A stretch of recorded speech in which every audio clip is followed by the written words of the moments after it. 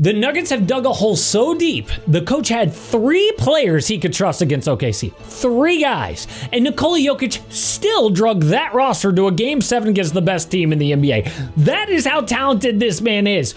Oh, but none of those teammates has ever been an all-star. In fact, the average MVP since 1984 has had an average of 16 teammates, either all-star, all-NBA, all-defense. But Jokic has had 0. 16-0. How did he ever win a championship? Because Jokic is that good. But his team is failing him like LeBron's first stint in Cleveland. But unlike LeBron, Jokic has no plans on leaving Denver. So they can either waste the rest of this loyal dude's prime or try to save it. But building a championship contender with Nikola Jokic is tougher than it looks. Here's why. But the conference finals are starting. Just a few weeks left to play NBA on Underdog. I love playing Pick'em where I pick higher or lower for whatever games I'm going to watch that night. Not many left to choose from, but I know I'm going to have even more fun watching with a little action on the line, or a lot, because they've got a game called Ladders. If you go into Originals, you'll see it right there next to Streaks. You just build your team, and the better your team does,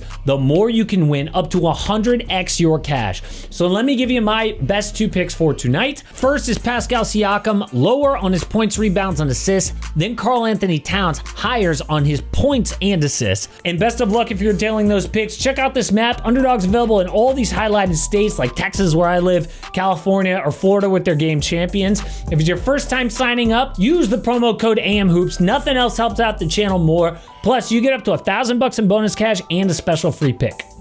So Denver fired both their head coach and GM 11 days before the playoffs. And it turns out, head coach was a pretty good idea. Players were tired of his style. I mean, Michael Malone was constantly in their face like a mean stepdad. So people were happy to get this dude, who kind of looks like an accountant. Much better. But why GM Calvin Booth? I mean, didn't this roster just win a championship like 2 years ago?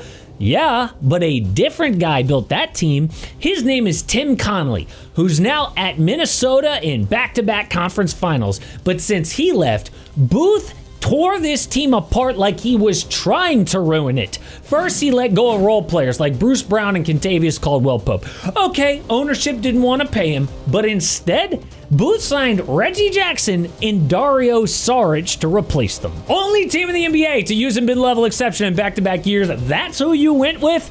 Turns out Jackson's so bad, he basically out of the league now. Saric fell out of the rotation in November. Do you know how bad you need to be for the coach to pull the plug in November?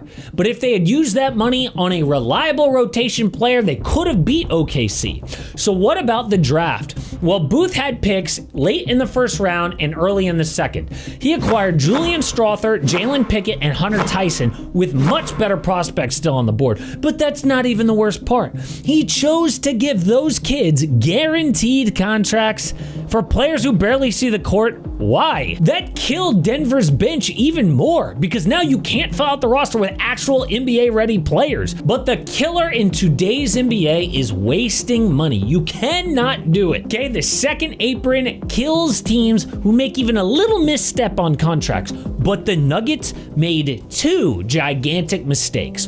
First, they gave Michael Porter Jr. a max contract, then extended Zeke Naji for $32 million. Now, MPJ was not Calvin Booth's fault, but those deals are like a weight around Nikola Jokic's neck, dragging him to the bottom of the ocean. He can't swim like that, let alone win a race. So Denver has failed their superstar, but what can they do to fix it?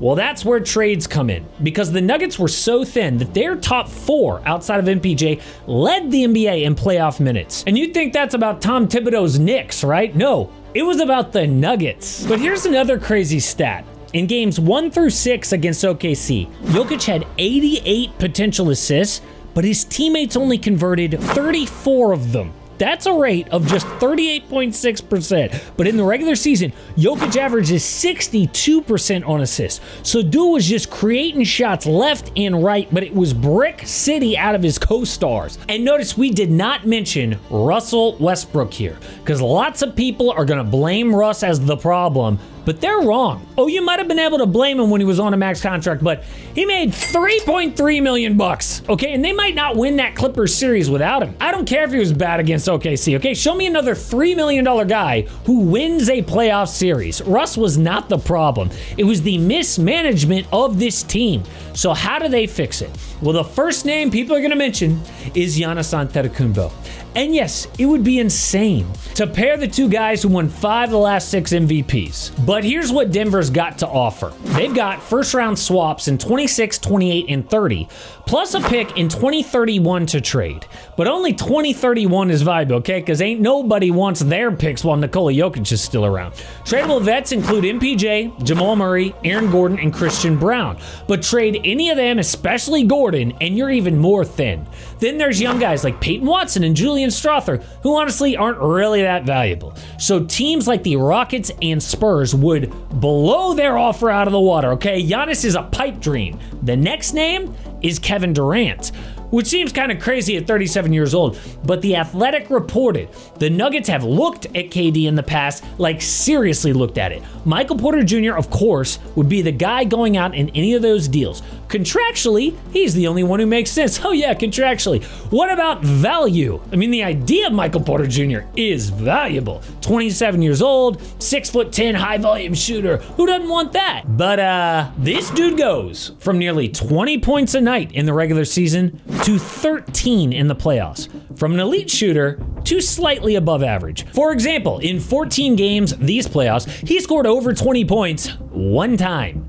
Instead, he had single-digit scoring in 8 games. Now, he was dealing with a shoulder injury, but it's not that unusual for MPJ, okay? We kind of expected this. And you cannot make that mistake in this new CBA. You cannot pay a role player like a star or it crushes your chances. So when people ask, why does Jokic not have better teammates? This is why. The Nuggets made gigantic errors and are paying for it. And can they even afford to trade a role player like MPJ? I mean, the guy is the best three-point shooter on the team that takes the least threes in the NBA. Kind of tough to win in 2025 like that. So Kevin Durant might actually be the perfect replacement, but do the Suns really think that partnering MPJ with Devin Booker is an upgrade? So even Kevin Durant sounds like a fantasy.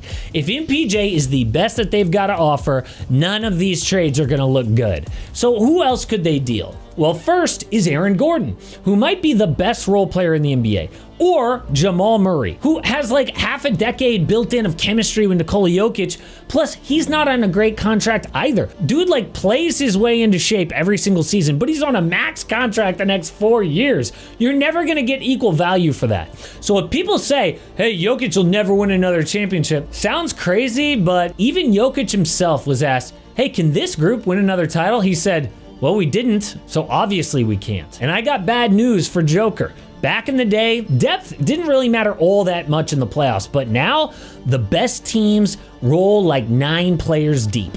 This new CBA was designed to prevent dynasties by forcing them to save money and let go of talented vets.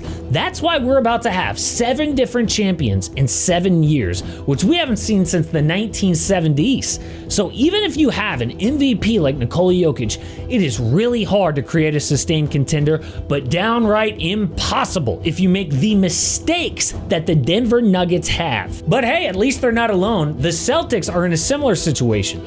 We all thought potential dynasty, but now Jason Tatum is out, and by the time he gets back, that team will look completely different. So I had to look at the C's offseason and which players are about to go.